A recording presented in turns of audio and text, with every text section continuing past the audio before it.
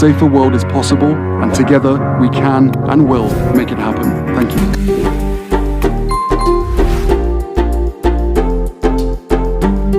When you show up in community, you find that group that makes you feel like home, but oftentimes you also find yourself again.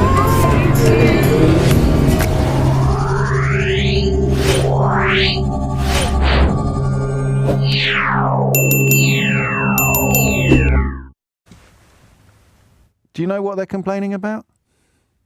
I bet you can't even guess. If you're not across this story already, I bet you can't even imagine what these vicious, vile individuals are complaining about today. But they're definitely not racist. Definitely not racist. Oh, no. No. We'd be this disgusting about anybody if they held hands on their way out of church. That's patriotism for you, according to Meghan Markle's critics. That's reverence for royalty for you, according to Meghan Markle's critics. That's commitment to the monarchy for you, according to Meghan Markle's critics. A man who has suffered the unimaginable pain of being compelled to walk behind his mother's coffin in the eyes of the entire world, held his wife's hand as they came out of a ceremony that would have brought back memory after memory after memory of the worst day of his life, or the second worst day of his life after discovering that he'd lost his mum. Now flip it, right? And look at it from her point of view. A woman who has been exposed to more abuse from the British media than anybody else I can think of. And I am not exaggerating when I say to you, I would include child killers in that analysis. In terms of paragraphs dedicated and pages counted, vicious, vile criminals have received less abuse and less criticism from the British media than the daughter-in-law of the new king.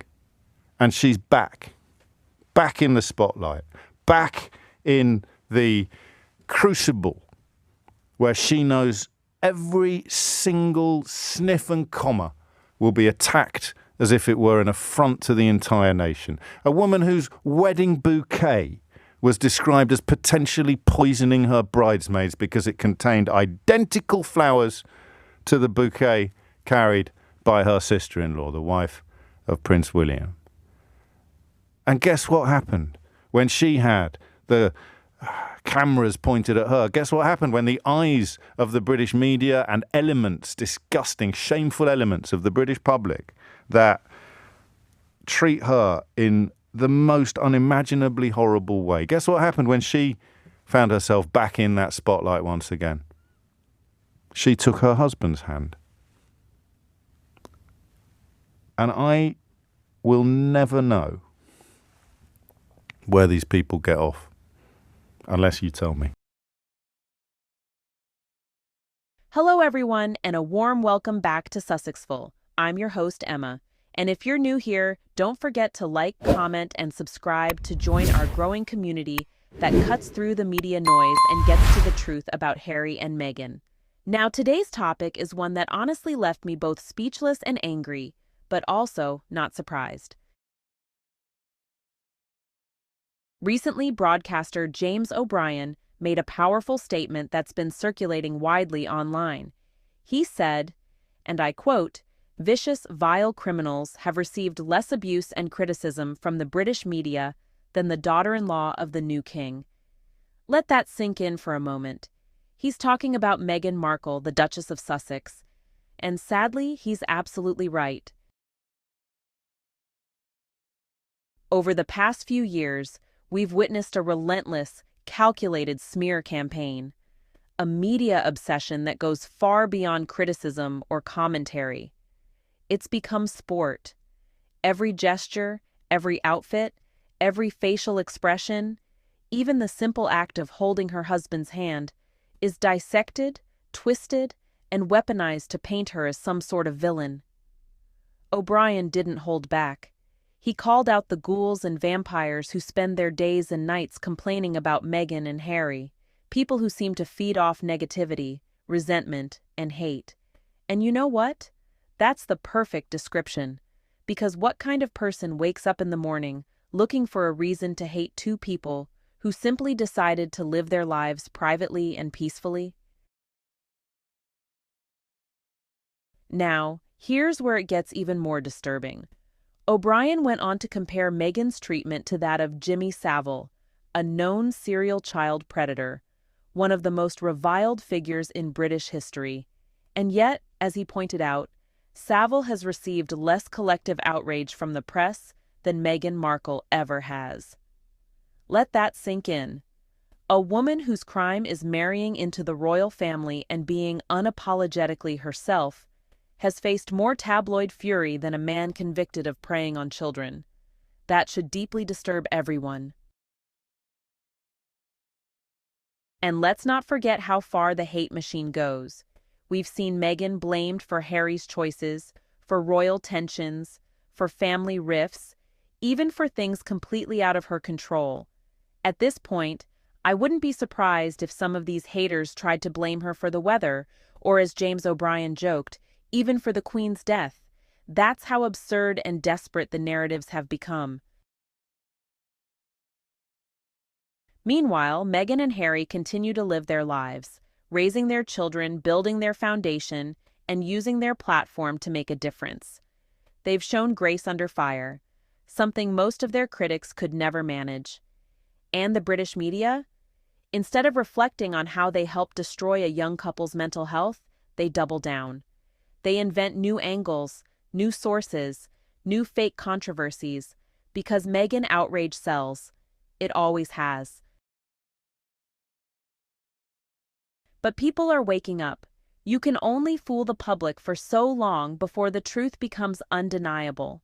And the truth is this: James O'Brien is one of the few mainstream voices willing to say what so many already know, that the treatment of Meghan Markle has been one of the ugliest, most shameful episodes in modern British media history. It's a national embarrassment, and it needs to be called out, loudly and often. So hats off to him for standing up and speaking truth to power, because that's what real journalism should look like, not tabloid trash disguised as reporting. And as for Meghan and Harry, they've already won in so many ways. They walked away from a toxic environment, built a life on their own terms, and continue to live with integrity. No amount of hate can take that away from them. What do you think, Sussexful family? Do you agree with James O'Brien's comments? Why do you think the British media continues to attack Meghan so viciously? Let me know your thoughts in the comments below. I read every one of them. And don't forget to like, share, and subscribe for more real talk about the Sussexes and the truth behind the headlines. Until next time, this is Emma, signing off from Sussexful. Stay kind, stay curious, and stay Sussexful. The dark symphony of British media, when hatred trumps humanity. Ever thrown a boomerang at media hypocrisy? Honestly, it's like watching a twisted game where serial predators get kid glove treatment, while a mixed-race Duchess becomes the ultimate punching bag. The British media's treatment of Meghan Markle reads like a horror screenplay, where monsters get sympathy and survivors get scrutiny. Imagine a world where Jimmy Savile, a known serial child abuser, receives less sustained vitriol than a woman who simply married into royalty and tried to live her life. The contrast is so stark, it's almost comical if it weren't so deeply tragic. Her crime? Existing while black, while female, while challenging an antiquated system that prefers its royals pale, quiet, and perfectly performative. The ghouls and vampires of tabloid journalism have turned character assassination into an art form, transforming legitimate critique into a racial witch hunt that would make historical inquisitors blush. And through it all, Meghan remains resilient, powerful, unbroken. The media's relentless assault, when racism masquerades as criticism. Ever thrown a boomerang of truth? Sometimes it comes back with such force that it exposes the ugly underbelly of societal hypocrisy. Take the British media's treatment of Meghan Markle, a masterclass in calculated cruelty that, honestly, just defies basic human decency. While serial predators and known criminals have mysteriously received more measured coverage, a mixed-race woman who married into royalty has been subjected to a tsunami of vitriol that makes tabloid mudslinging look like child's play. The stark reality is chilling. Individuals who've committed heinous crimes have been granted more compassionate column inches than Meghan, revealing a deeply disturbing pattern of systemic racism dressed up as legitimate critique. It's not just criticism, it's a calculated character assassination that exposes the dark, unspoken prejudices lurking beneath Britain's polished veneer, where the crime of being a modern, outspoken woman of color apparently trumps actual criminal behavior in the court of public opinion. Karma's digital mirror. When media bias reveals deeper truths. You think the internet's harsh treatment of Meghan Markle was bad? Buckle up, because the British media's track record gets even more twisted. While Meghan faced relentless microscopic scrutiny for every breath she took, actual predators and criminals have somehow slipped through with barely a whisper of condemnation. Take Jimmy Savile, a serial child abuser who was protected and celebrated for decades. His horrific crimes received a fraction of the vitriol hurled at a mixed-race Duchess, simply trying to navigate a complex royal landscape. It's almost like the media has a bizarre hierarchy of outrage, where a woman of color challenging traditional norms is somehow more threatening than proven sexual criminals. The boomerang of karma doesn't just fly in personal interactions, it exposes systemic biases, revealing how some stories get amplified while others are conveniently buried, showing that not all negativity returns with equal velocity. The media's vicious cycle, when hatred trumps humanity. James O'Brien, a voice of reason in a sea of media madness, hasn't held back in calling out the relentless media assault on Meghan and Harry.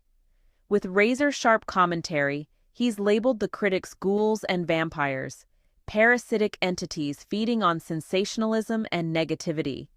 His critique cuts deep, pointing out the astonishing reality that vicious criminals have received more sympathetic treatment in the British press than Meghan, the daughter-in-law of the new king. O'Brien's passionate takedown exposes a disturbing pattern: the media's willingness to manufacture controversy and spread vitriol, all while hiding behind a veneer of journalistic reporting. His argument is stark and uncomfortable: that the ongoing media persecution of Meghan reveals a profound and systemic issue, one that speaks volumes about the underlying racial dynamics and toxic media culture in the United Kingdom. By drawing such bold comparisons, O'Brien forces us to confront an uncomfortable truth. The treatment of Meghan represents not just a personal vendetta, but a larger, more insidious societal problem that demands immediate and serious reflection. Karma, media, and the racism behind Meghan's public persecution. So let's talk about the elephant in the room: racism. If the boomerang of karma teaches us anything, it's that hidden biases and systemic prejudices have a way of revealing themselves, often in the most uncomfortable ways. The British media's treatment of Meghan Markle isn't just unfair, it's a masterclass in coded racism disguised as critique. Think about it. Vicious, vile criminals have received less sustained abuse than a woman who married into the royal family and dared to be different. The ongoing denial that this relentless media assault has anything to do with race?